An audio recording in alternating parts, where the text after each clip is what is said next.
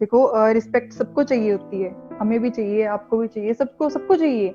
और वही वो बंदा, मैं बोलती हूँ, मूर्ख होता है, उसको अकल नहीं होती है जो बंदा अपने काम की, अपने धंधे की रिस्पेक्ट नहीं करता है। सही है। ठीक है, अगर हम अपने काम की, अपने सिस्टम की, बिजनेस की, सीनियर्स की, अप्लायंस की रिस्पेक्ट नहीं करेंगे तो हमें बदले में रिस्पेक्ट नहीं मिलेगी। बिल्कुल बिल्कुल। ठीक है, जैसा बीजोगे वैसा ही काटोगे। सही। वेरी गुड, बिल्कुल बहुत ठीक। सारे लोग चाहते हैं कि लाखों करोड़ रुपया हमें मिल जाए। ठीक है, ये सिस्टम दे भी देगा, आपको जितने पैसे चाहिए मिल भी जाएंगे, आप काम करोगे पैसे मिल जाएंगे, बट रिस्पेक्ट, रिस्पेक्ट तभी मिलेगी जब आप किसी को दोगे। अब एग्जाम्पल लेते हैं, Gurjeet, Gurshan sir, Puneet sir, Gurtej sir, इन्हीं की एग्जाम्पल, हमारे सीनियर लीडर्स हैं, इनकी एग्जाम्पल लेते हैं कि आज इनको हम रिस्पेक्ट देते हैं। ठीक है, तो ये लोग अपनी अपलाइन को रिस्पेक्ट देते थे किसी टाइम, तभी आज हम लोग इनको रिस्पेक्ट देते हैं। ठीक है, वही आगे सिस्टम यही चलता रहता है। अगर हम इनकी रिस्पेक्ट करेंगे, हमारी लीडर्स की, हमारे सीनियर्स की रिस्पेक्ट करेंगे, तभी जो हमारी डाउन लाइन है वो हमारी रिस्पेक्ट करेगी, अदरवाइज नहीं करेगी। ठीक है, तो एक थॉट मैं यहाँ पे बोलना चाहूंगी, काम करो ऐसा कि नाम हो जाए, काम करो ऐसा कि नाम हो जाए, और नाम करो ऐसा कि नाम सुनते ही काम हो जाए। नाम बहुत बढ़िया। कमाओ कि सुनते ही हमारा काम हो जाए। ठीक है, तो सबसे यही कहना चाहूंगी कि रिस्पेक्ट करो। और देखो रिस्पेक्ट क्या होता है, सब कहते हैं, मोदी जी भी कहते हैं, सब कहते हैं कि अगर कोई चीज की शुरुआत करनी है तो पहले खुद से करो, चेंजेस लाने हैं तो पहले खुद से लेके आओ। अब सबकी रिस्पेक्ट करनी है तो पहले खुद की रिस्पेक्ट करनी सीखो भाई। खुद की एक सेल्फ रिस्पेक्ट होती है, वो रखो, खुद की रिस्पेक्ट करो। फिर उसके बाद जिसके साथ रहते हो, फैमिली में रहते हो, फैमिली की रिस्पेक्ट करो, बड़ों की, छोटों की, सबकी रिस्पेक्ट करो। फिर आते हैं हमारे बिजनेस की, उसकी रिस्पेक्ट करो, हमारे अपलाइंस की, हमारे सीनियर लीडर्स की, हमारे एमडी सर की, सबकी रिस्पेक्ट करो। बड़ों को आदर दो, छोटों को प्यार दो, तभी हम ग्रो कर पाएंगे। जो देंगे वही मिलेगा हमारे साथ। Very good.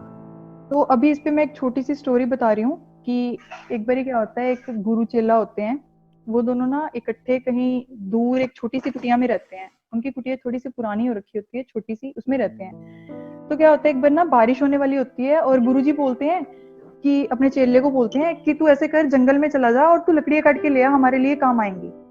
तो वो जो चेला होता है वो सोचता है कि मैं जाऊंगा, जंगल में जाऊंगा, लकड़ियां काटूंगा, बारिश आ जाएगी तो मैं भीग जाऊंगा, बीमार हो जाऊंगा।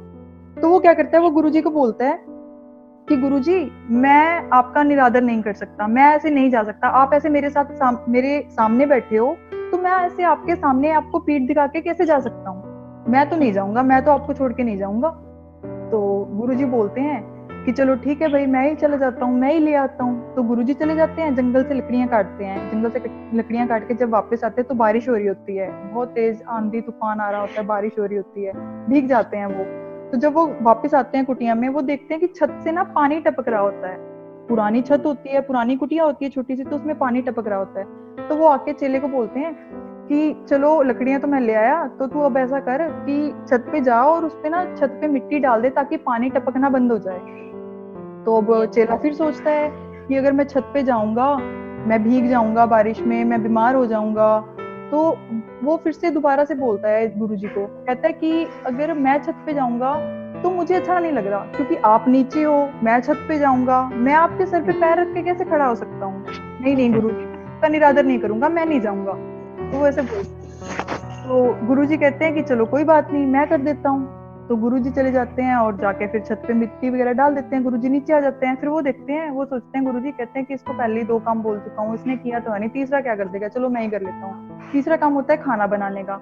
गुरुजी क्या करते हैं, खाना बना लेते हैं। जब खाना बन जाता है तो वो अपने चेले को बोलते हैं कि चल अब आजा, अब खाना खा लेते हैं। तो फिर चेला बोलता है कि गुरुजी, मैं आपकी पहले 2 बातें टाल चुका हूँ, मैं आपकी इतनी इतनी रिस्पेक्ट करता हूँ, अब तीसरी बात नहीं टालूंगा। आप बोल रहे हो खाना खाने को, तो मैं जरूर खाना खाऊंगा आपके साथ। ठीक है, तो भाई ऐसी रिस्पेक्ट नहीं चाहिए होती है, कोई भी बंदा ऐसी रिस्पेक्ट एक्सपेक्ट नहीं करता है। ठीक है, तो जो रिस्पेक्ट होती है वो होनी चाहिए एक सिकंदर की तरह। आप सबने सुना होगा, सिकंदर का बहुत नाम है, सुना होगा आपने। बिल्कुल।